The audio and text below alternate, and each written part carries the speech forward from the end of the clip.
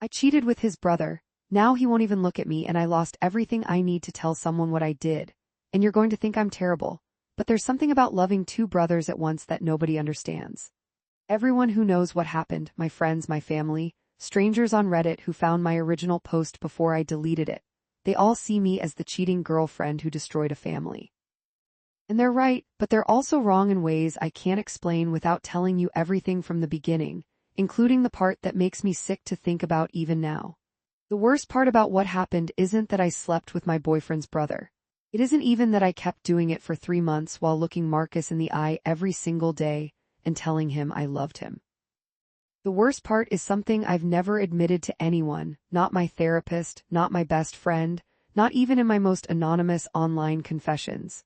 It's the real reason I did it, and once I tell you, you'll understand why I can't just apologize and move on like everyone keeps telling me to do. If I don't tell this story the right way, you'll never understand why I'm still sitting in my apartment alone 6 months later, refreshing Marcus's Instagram even though he blocked me everywhere else, checking his brother's Venmo to see if they're hanging out again, wondering if the family has forgiven each other while I'm the only one still burning. But once you know what I know about that family, about what Marcus was really like behind closed doors, about what his brother told me the first night we kissed, you'll see why I had to make the choices I made, even if they destroyed everything. I'm going to tell you everything, including what happened the morning Marcus found us. The part that makes me look worst, I'm saving that for later because you need to understand who Marcus really was first, and who I was when I met him. I was 26 when Marcus and I started dating, which doesn't sound young until you realize I'd only had 2 serious relationships before him and both ended with me being cheated on. There's something about being cheated on twice in a row that does weird things to your head. You start thinking you're the problem. You start overanalyzing every text message, every time he doesn't laugh at your joke, every woman he follows on Instagram. You become this paranoid version of yourself that you hate, but you can't stop. Marcus felt different from the start. We met at a coffee shop where I was working on my laptop, trying to finish a freelance design project that was already a week overdue. He sat down at the table next to mine even though there were plenty of other seats, and within 10 minutes he'd made some comment about my screen. Usually I hate when strangers interrupt me, but he had this smile that made you want to be in on the joke with him. He was a financial analyst, which sounded boring until he explained it, and suddenly I was interested in stock patterns and market predictions in a way I never thought possible. That was Marcus's gift. He made everything seem fascinating because he was genuinely fascinated by it all. Within a month, I'd moved half my stuff into his apartment. Within 3 months, I'd given up my own lease entirely. Everyone loved Marcus. My friends thought he was charming. My mom, who hated every boyfriend I'd ever had, asked me when we were getting engaged after meeting him exactly once. His coworkers clearly respected him. He had this way of commanding a room without being aggressive about it, just this quiet confidence that made you want to please him. I thought I'd finally found the relationship that would last, the one that proved I wasn't fundamentally unlovable or destined to be betrayed. I stopped checking his phone. I stopped worrying when he went out with friends. I relaxed in a way I hadn't since I was 22 and still believed love was simple. We'd been together for 8 months when I met his brother at a family barbecue. I knew Marcus had a younger brother named Ryan, but Marcus didn't talk about him much. When he did, there was always this edge to his voice, this subtle dismissiveness that I noticed but never questioned. Marcus would say things like Ryan's figuring himself out, or Ryan's between jobs again, in this tone that made it clear he thought his brother was kind of a mess. So I expected someone scattered. Maybe someone immature or irresponsible. What I didn't expect was the way Ryan looked at me when Marcus introduced us, like he was trying to solve a puzzle he didn't know he'd been given. Ryan was 2 years younger than Marcus but looked even younger than that, with the kind of face that probably got him carded until he was 35. He worked as a bartender and did photography on the side, which Marcus had mentioned with the kind of affectionate condescension that made me defensive on Ryan's behalf even before I knew him. They looked similar enough that you could tell they were brothers, same dark hair, same angular jaw, but something about Ryan's face was softer, more open. "So you're the girlfriend Marcus won't shut up about," Ryan said, shaking my hand with both of his.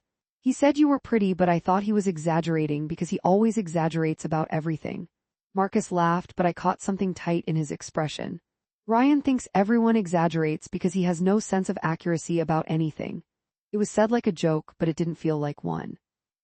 Ryan's smile flickered, but he kept it in place, and I felt something uncomfortable settle in my chest, though I couldn't have explained what or why.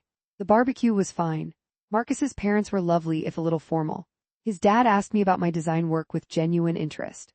His mom showed me photos of the boys as kids, pointing out Marcus's various achievements: debate team captain, valedictorian, full scholarship to Georgetown.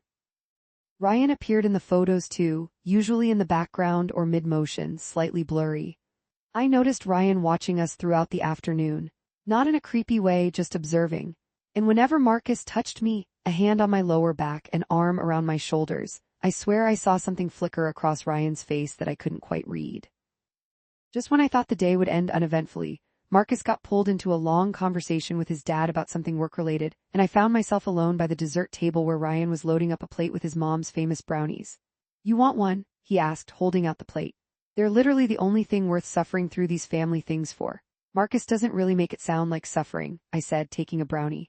Ryan gave me this look, almost pitying. "Yeah, well, Marcus has a different experience of this family than I do." "What do you mean?" He shook his head. "Nothing, forget it, I'm just being weird." He paused, then added, "He treats you okay, Marcus?" The question surprised me. "Of course, he's amazing." "Good," Ryan said, but he looked unconvinced. "That's good." That was our first real conversation, and I thought about it more than I should have over the next few weeks.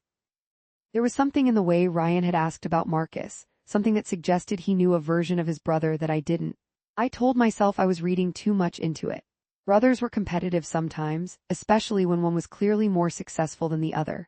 Ryan was probably just jealous, but then small things started happening that made me wonder. Marcus would criticize me in ways that seemed helpful at first.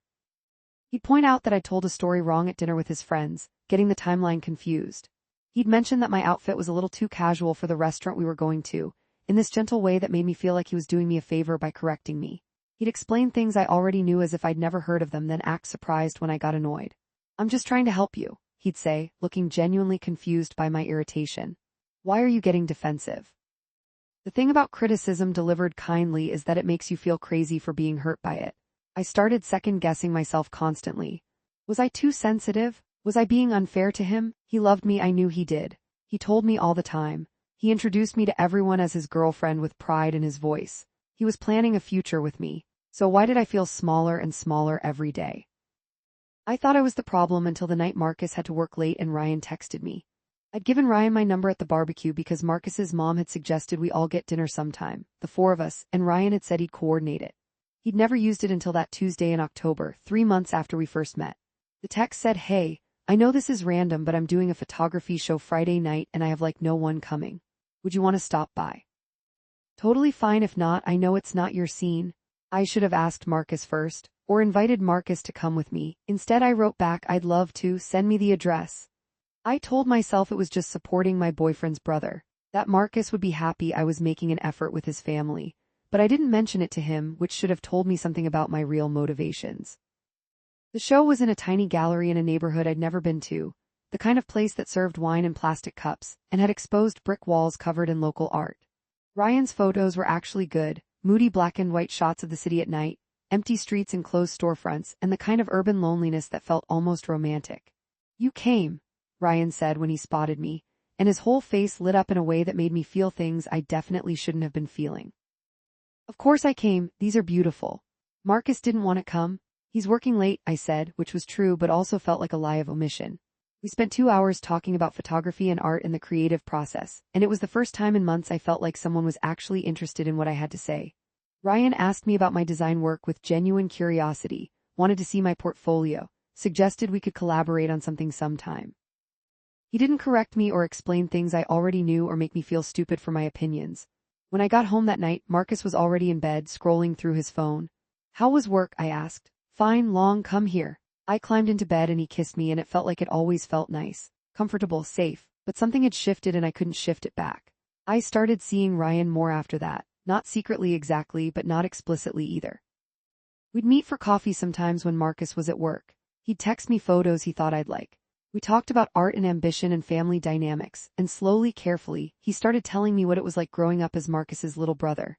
Everything I did, he'd already done it better, Ryan told me one afternoon at a coffee shop near my apartment. I'd get a B+, and my parents would ask why I couldn't be more like Marcus, who got straight A's. I'd make the JV team and they'd remind me Marcus made varsity as a freshman. It wasn't even malicious, they just genuinely didn't understand why I wasn't him. That must have been awful. The worst part is Marcus didn't even have to try to make me feel like shit. He just existed and I came up short.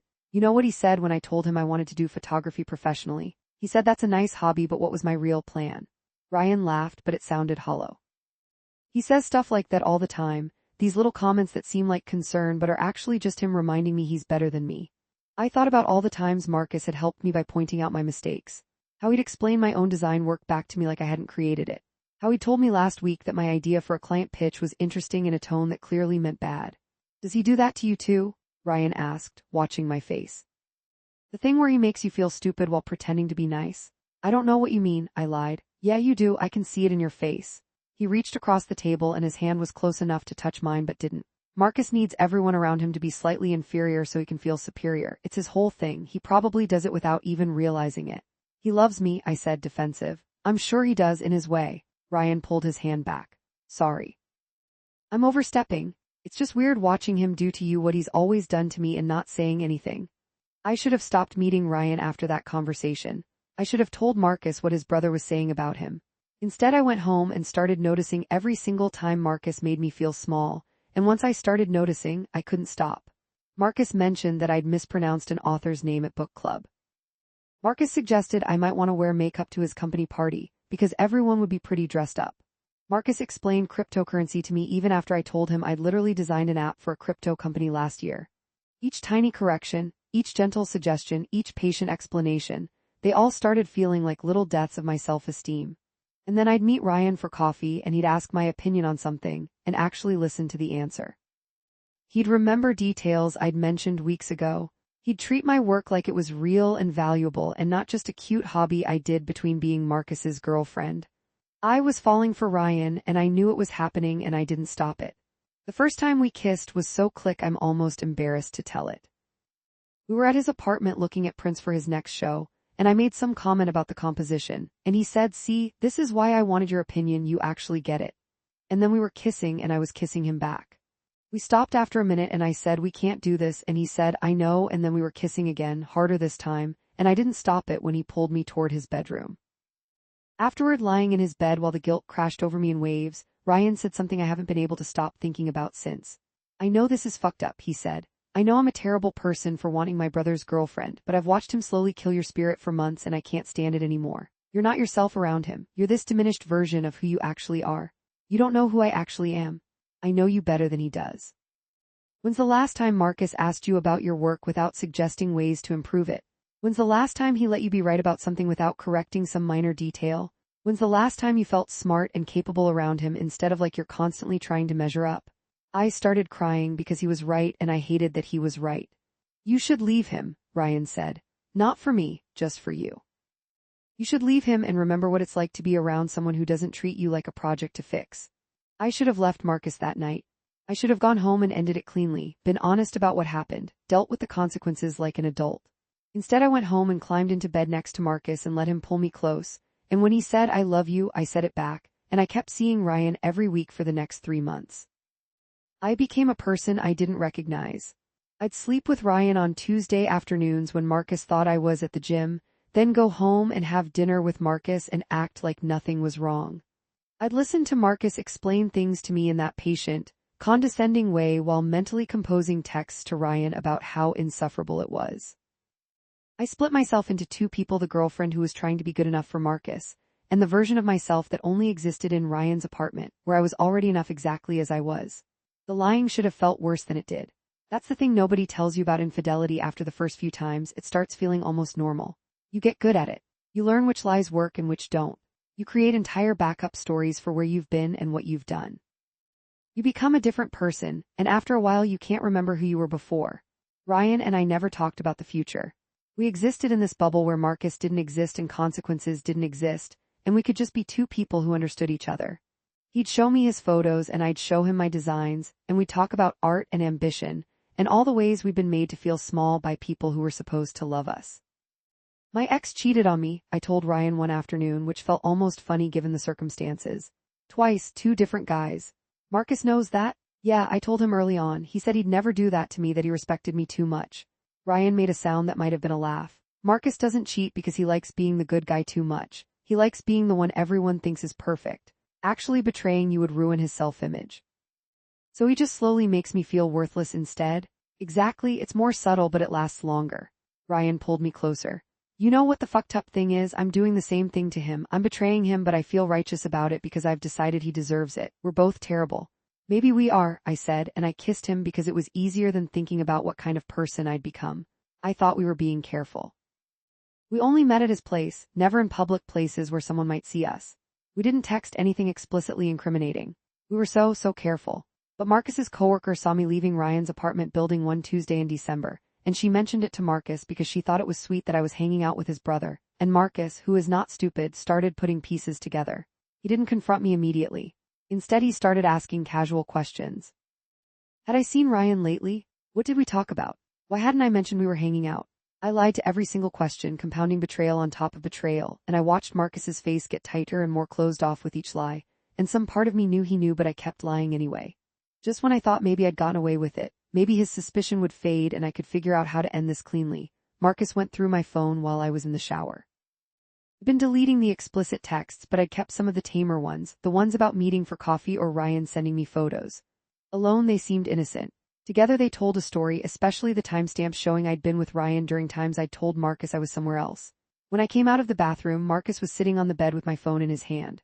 How long? He asked. His voice was eerily calm. I could have lied. I could have tried to explain them away. Instead, something in me just broke and I said, 3 months. The look on his face was something I'll see forever. It wasn't anger, not yet. It was this horrible, confused hurt, like he was watching his entire reality rearrange itself and he didn't know how to process it. 3 months, he repeated. You've been fucking my brother for 3 months. Marcus, in his apartment, in his bed? I didn't answer, which was answer enough. Were you ever going to tell me? His voice was rising now, the calm cracking. Or were you just going to keep making me look like an idiot, keep fucking him and coming home to me and lying to my face? I'm sorry, you're sorry. He laughed and it sounded unhinged. You're sorry, you fucked my brother for 3 months and you're sorry. It wasn't just about sex. Oh well, that makes it so much better. He threw my phone across the room and it hit the wall hard enough to crack the screen. You fell in love with him. Is that what you're going to tell me? That makes it fine. No, I just meant, get out. Marcus, please, can we just talk about, get the fuck out of my apartment right now before I do something we'll both regret. I never heard him yell like that. In 10 months together, I'd never seen him lose control of his emotions. It was terrifying and also weirdly satisfying, seeing proof that I could affect him enough to break through that perfect, composed exterior. I grabbed my phone and my keys and left. I went to Ryan's apartment because I had nowhere else to go, and when he opened the door and saw my face, he already knew. He found out, I said. Ryan pulled me inside and held me while I cried, and I realized this was the first time I'd ever shown up at his place without planning it, the first time we'd existed outside our careful bubble. What do you want to do? He asked. I don't know. Do you want to be with me? Actually be with me, not just the secret thing? I should have said yes. Ryan was offering me everything I'd supposedly wanted, a relationship with someone who respected me, who didn't make me feel small, who actually saw me. But standing in his apartment, everything suddenly felt different. The bubble had popped and real life was rushing in and I couldn't think clearly. I need time, I said. Something in Ryan's face shuddered. Right, of course. I stayed at a friend's place that night, ignoring calls from both brothers. By morning, my phone was full of messages. Marcus had told his parents. His mom had called me a homewrecker. His dad had sent a formal, disappointed message about trust and family. Marcus's friends were texting asking if it was true, if I'd really done what Marcus said. And Ryan had sent one message. I told Marcus everything. That it was my fault, that I pursued you. He's not speaking to me. My parents aren't speaking to me. Was it worth it? I wanted to throw up. Over the next few days, the story spread through our entire social circle. I became the girlfriend who'd cheated with her boyfriend's brother, the woman who'd destroyed a family, the cautionary tale everyone would tell at parties. My friends were split between people who thought I was unforgivable and people who thought I was just lost and confused. No one thought I'd done the right thing because there was no right thing to have done once I'd already done the wrong thing. Marcus posted a story on Instagram, no details but clearly about heartbreak and betrayal, and hundreds of people responded with support for him. I was the villain and he was the victim and the narrative was set. I tried to explain to my best friend that it was more complicated than it looked, that Marcus wasn't perfect, that he'd made me feel terrible about myself for months. She listened and then said, so you should have broken up with him, you didn't have to fuck his brother. She was right, obviously. But she didn't understand the particular psychology of it, the way Ryan had felt like proof that I wasn't the problem, that I could be loved without being fixed, that Marcus's treatment of me wasn't just normal relationship stuff I was too sensitive about. I tried to see Ryan, but he said we needed space.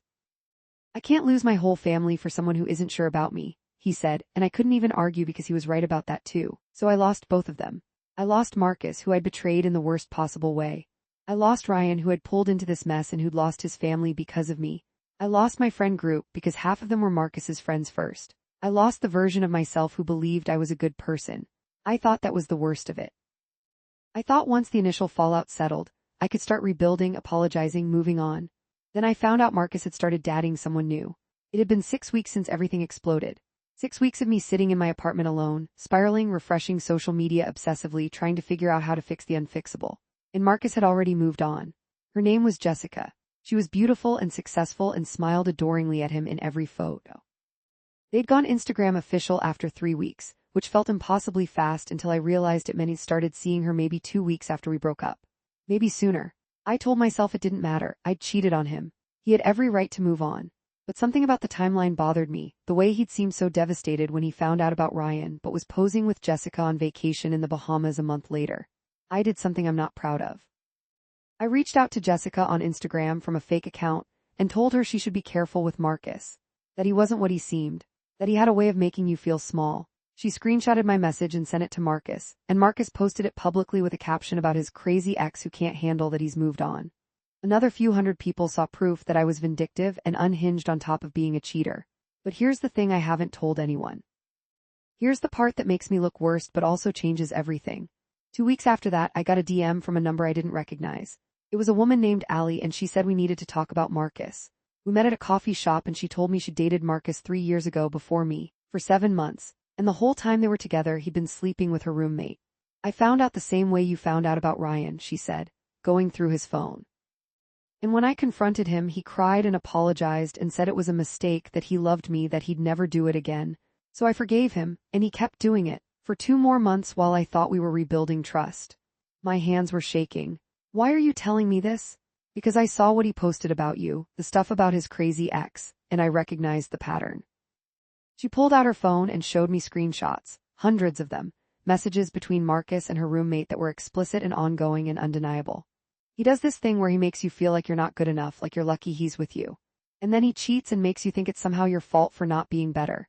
And when you finally do something wrong, he gets to be the victim and everyone believes him because he's so good at seeming perfect. I felt like the floor had dropped out from under me. He told me he'd never cheat. He knew I'd been cheated on. He said he wasn't like that. I know, he told me the same thing, and technically he probably doesn't think of it as cheating because he's convinced himself he's just appreciating other people while waiting for you to become who he needs you to be. Allie leaned forward. Did he ever tell you he was seeing a therapist? No. He saw one briefly after I left him. His mom made him. The therapist apparently suggested he might have narcissistic tendencies, and he never went back because obviously the therapist was incompetent. She smiled grimly. His mom told me that when I ran into her last year, she still feels bad about how he treated me.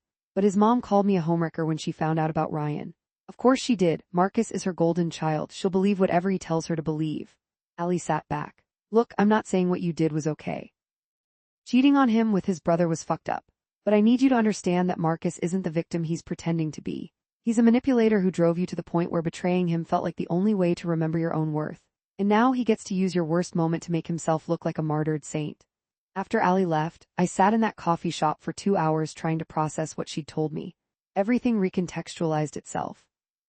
The constant corrections weren't helpful. They were designed to keep me insecure. The patient explanations weren't kind. They were condescending power plays. The way he'd made me feel lucky to be with him wasn't love, it was control. But did that excuse what I'd done? Did Marcus being manipulative make it okay that I'd slept with his brother for 3 months? Did his past cheating on someone else justify my cheating on him? I wanted to believe it did. I wanted to tell everyone what Allie had told me, to show them that Marcus wasn't the perfect victim they thought he was. But I knew how it would look: desperate, vindictive, pathetic. A cheater trying to justify her actions by dragging her ex through the mud. No one would believe me. They'd just have more proof that I was crazy and cruel. I tried to tell Ryan. I called him and said we needed to talk, and he said, I can't do this anymore. My brother isn't speaking to me. My parents barely acknowledge I exist. I lost my family because I fell for the woman he was dating, and I can't even hate you for it because I know it's my fault too. But I can't keep talking to you and reminding myself of everything I lost. Ryan, Marcus isn't who you think he is. I found out he... Stop. Whatever you're about to say, I don't want to hear it. Marcus might be an asshole, but he's still my brother and I still betrayed him. You trying to make him into a villain doesn't change what we did. He hung up and blocked my number. I tried to tell my best friend and she said, even if that's true, you still cheated. You still lied for months. You still hurt him. His past doesn't erase your actions. She was right, but she was also missing the point. The point was that I'd been driven to my worst self by someone who specialized in making people into their worst selves. The point was that the narrative everyone believed, good guy Marcus victimized by evil cheating girlfriend, was incomplete at best and dishonest at worst, but I had no way to prove it. Allie had offered to speak up, but I told her not to. It wouldn't help. It would just make both of us look bitter and vindictive. Marcus had won the story and there was nothing I could do to change it. So I let everyone think I was the monster. I stopped defending myself. I stopped trying to explain. I just existed in the aftermath, watching Marcus post happy couple photos with Jessica, watching his life continue unbothered while mine imploded. 3 months after everything fell apart, I ran into Marcus's mom at the grocery store. She looked at me with pure disgust and I almost kept walking. Instead I stopped and said, "Did Marcus tell you he cheated on his last girlfriend?" "That's a lie," she said immediately. "Ask Allie Trent, she has screenshots." "You're pathetic," his mom said. "Trying to ruin his reputation because you can't handle that he moved on. You should be ashamed of yourself." "I am," I said, and I meant it. "I'm ashamed of a lot of things, but I'm telling the truth about this." She walked away and I knew she'd never ask Allie, never look at the screenshots, never question her golden son's version of events. Why would she? I was the proven liar. I was the cheater. I had no credibility left. That night I wrote out the whole story and posted it on Reddit, on a throwaway account, asking if I was wrong to think Marcus shared some blame for what happened. The responses were exactly what I expected, hundreds of people telling me I was trying to justify the unjustifiable, that abuse doesn't excuse cheating, that I should have left him instead of betraying him. One comment stuck with me though. Someone wrote, "You're both terrible. He systematically destroyed your self-esteem and then used your resulting bad behavior to cement his victim status. You cheated on him with his brother and destroyed their relationship. You're asking us to decide who's worse, but the real answer is you deserved each other." I deleted the post an hour after putting it up, but that comment haunted me because it was true. Marcus and I had deserved each other in the worst way. We'd brought out each other's ugliest qualities and then acted surprised when everything turned ugly. I tried to move on. I went on dates with people who weren't Marcus or Ryan. I threw myself into my work. I started seeing a therapist who helped me understand my patterns, the way I'd been attracted to Marcus because his subtle criticism felt familiar, less overtly painful than being cheated on, but just as damaging over time. "You traded one form of betrayal for another," my therapist said. "He betrayed your sense of self, you betrayed his trust. Both are real harm, just different kinds." "So what do I do with that?" I asked. "You accept that you're capable of real harm. You learn to recognize the conditions that led you to harm someone so you don't recreate them, and you forgive yourself while still holding yourself accountable." It sounded good in theory. Practice, I still checked Marcus's Instagram every day. He and Jessica got engaged 6 months after they started dating. She posted a photo of the ring with a caption about finding her person, about true love, about patience and trust. I wondered if Marcus was already making her feel subtly insufficient. I wondered if she'd end up where I ended up, desperate enough to betray him just to remember what it felt like to be valued. Or maybe she wouldn't. Maybe I was the problem all along. Maybe with her, Marcus would be the perfect partner he'd seemed like at first, and my inability to be enough for him had triggered all his worst qualities. Maybe I'd driven him to his subtle cruelties and then used those cruelties to justify my betrayal, and the whole thing was just me being fundamentally flawed. I went back and forth on this constantly, sometimes within the same hour. In therapy, I'd feel clear that Marcus had been psychologically damaging, that my cheating was wrong but understandable given the context. Then I'd be alone at night and convince myself I was just making excuses, rewriting history to make myself feel better about being a terrible person. Ryan sent me one message 6 months after everything fell apart. It said, "I saw Marcus the other day, first time since everything happened." He acted like nothing was wrong, asked about my photography, told me about his engagement. Like I didn't fuck his girlfriend for 3 months. Like we didn't destroy our relationship. I don't know if he's forgiven me or if he's just pretending it never happened because acknowledging it would make him look weak. Either way, I realized he's never going to be the brother I wanted him to be, and that's been true my whole life, not just since you. Thanks for helping me see that, I guess. "I hope you're doing okay." I wrote back, "I'm sorry for everything," but the message wouldn't deliver. He'd unblocked me long enough to send that and then blocked me again, and I understood. I was the reminder of his worst moment. We couldn't be friends or lovers or anything. We could only be two people who'd hurt each other and hurt someone else and had to live with that forever. A year after everything ended, I saw Marcus and Jessica at a restaurant. I was on a date with someone nice but boring, someone who would never make me feel small but also never make me feel much of anything. Marcus and Jessica were at a corner table, and I watched him lean in to say something to her, watched her laugh, watched her face fall slightly when he said something else, watched her nod and agree to whatever correction he'd just made. Or maybe I imagined that last part. Maybe I was projecting my own experience onto her. Maybe they were perfectly happy, and I was the bitter ex who couldn't handle seeing him moved on. My date asked if I was okay, and I said I was fine, and we finished dinner and went home and had mediocre sex. And afterward he said he'd had a great time and wanted to see me again. And I said sure, but I knew I wouldn't follow up because I couldn't date someone who didn't make me feel anything. But I also couldn't date someone who made me feel too much. And I'd apparently become a person who couldn't navigate anything in between. I think about Ryan sometimes, wonder if he's still doing photography, if he ever reconciled with Marcus, if he thinks about me late at night the way I think about him. I wonder if he regrets what we did or if he thinks it was worth it, briefly getting to be with someone before losing everything. Mostly though, I think about who I was before Marcus and who I became during our relationship and who I turned into when I was with Ryan. 3 different versions of myself, and I can't figure out which one was real. Maybe they all were.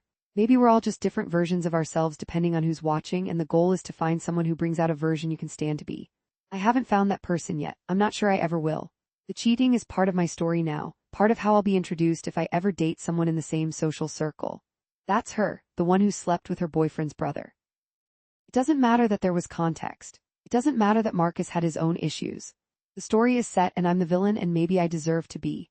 But here's what I know now that I didn't know then: hurt people, and Marcus and I were both hurt in ways that made us hurt each other, and bringing Ryan into it just spread the damage to one more person. Marcus hurt me slowly and quietly. I hurt him dramatically and publicly. Neither is better or worse. Both are just different kinds of harm that leave different kinds of scars. The worst part about what I did isn't the cheating itself. It's that I became exactly what I hated, someone who betrayed the person who trusted them because someone else made me hate myself enough that betrayal felt like freedom. And Marcus got to keep being the golden child, the perfect victim, the guy everyone roots for, while I became the cautionary tale. He won the story. I lost everything. And somewhere in the middle is the truth that no one wants to hear: we were both terrible to each other in different ways. And maybe the real tragedy is that we couldn't just be terrible separately instead of together. I'm telling you this now because it's been a year and I'm still checking his Instagram. I'm still wondering if Jessica knows what she's in for. I'm still thinking about Ryan and what we could have been if we'd met under different circumstances. I'm still trying to figure out if I'm a bad person who did a bad thing or a hurt person who hurt someone back, or if there's even a difference. I don't have an answer. I don't have redemption or growth or a lesson learned. I just have the truth, which is that I cheated with his brother and now he won't even look at me and I lost everything.